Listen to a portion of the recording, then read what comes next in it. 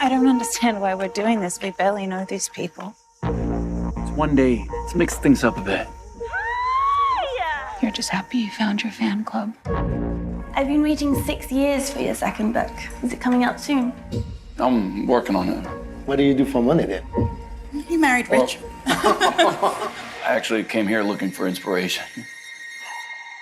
Great to see you, Brandon. Loved the new film. Thanks for taking the time to talk to me today.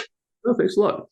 So your body of work thus far suggests a lot of anxieties about emerging technology. What is it that draws you to this topic? I really like technology. I find new technology to be fascinating. I don't think technology is inherently bad or good. I do think that we're radically reshaping society with technology at an incredible rate. And so it's impossible not to be interested in the potential pitfalls of that. Is there a particular example of new technology that's been largely limited to the elite that inspires you in particular? Because I love how your movies always tackle that technology is great and can do a lot of things, but only for those who can access it. I mean, the super yacht certainly is something. I mean, it's interesting that I think technology is very widely available. I think there are certain things that, especially in the US, healthcare, for instance, is a huge issue, not so much here in Canada in the same way. I don't know that it's necessarily the class divide as fueled by technology, even though, there's some technology, obviously, that's expensive. Technology itself, I think, is more widely available than it ever has been. I mean, that's partly why it's shaping society on a really broad scale.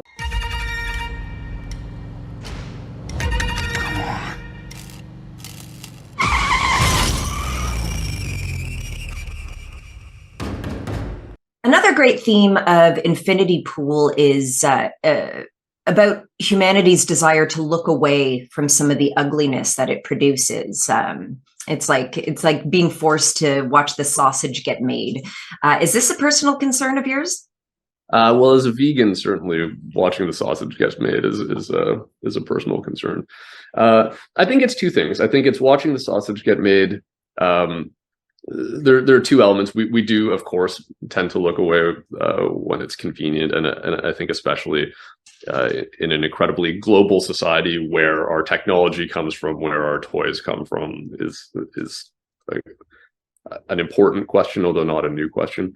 I think the film is also partly interested in not just how we might look away, but what freedom from consequence does to us, because I think history is full of incredibly banal, ordinary people doing incredibly horrible things when given the opportunity. And so I think human beings are very plastic. I don't necessarily know that it makes sense to talk about an inherent nature, but I do think that there are trends, and one of the trends is that we are violent animals. And in Canada in 2023, maybe there's this kind of civility that could lead us to not recognize that fact. But I mean, you only have to look at what's going on elsewhere in the world right now to see how brutal we can be. And I don't think, as much as we like to think that in those situations we would all be incredibly good and ethical people,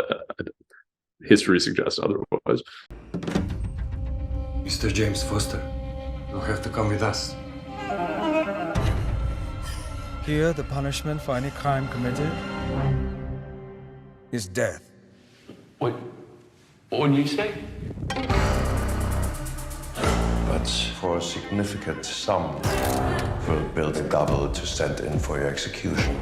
Well, I think that's another great theme that the film explores, is that there's an implication that modern life has domesticated the Western man to the point where they feel a need to let loose with darker impulses. And when given this opportunity, they go ahead and do that. And is this a valid concern in your view, or something you're trying to poke fun at? Oh, I definitely poke fun at. I think very much the film is partly mocking those kinds of male insecurities.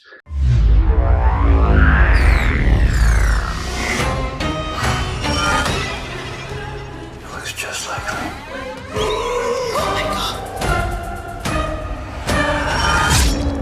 Maybe think of it as a gift. It's like a new skin working into place. For you to complete your transformation. I do think that we again have embraced this civilized sense of ourselves, not men specifically, but as a species, that is at odds with the way we behave when given the opportunity. But it's less that I think we should behave that way. It's not that it has nothing to do with a kind of loss of masculinity. I think it's the film's much more interested in those kinds of male insecurities and vanity. Certainly, it's also in part about making fun of myself because I wrote it when I was in between my first and second films, and that was an 8-year gap. I was failing as a writer, and so James isn't a stand-in for me, but there's certain aspects of his character that are very much poking fun at myself for being an insecure writer. This is just a little game. But I can take some blood.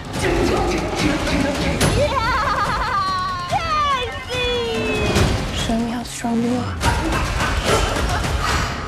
Well, I've got one more question for you, and this is again Brandon as James. What would you have done if you were in James's predicament? Would you have taken the heat or killed your clone? Let's say you had a little accident overseas and you were given the option to get out of jail free or the moral high ground, let's say. Obviously, I'm a coward and I would have attempted to escape execution. But, do you ever really escape execution? I don't know. It's really disgusting. You could just sit there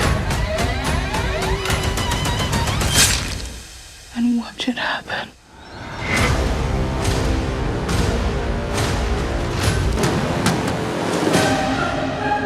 You know, James, do you worry they got the wrong man?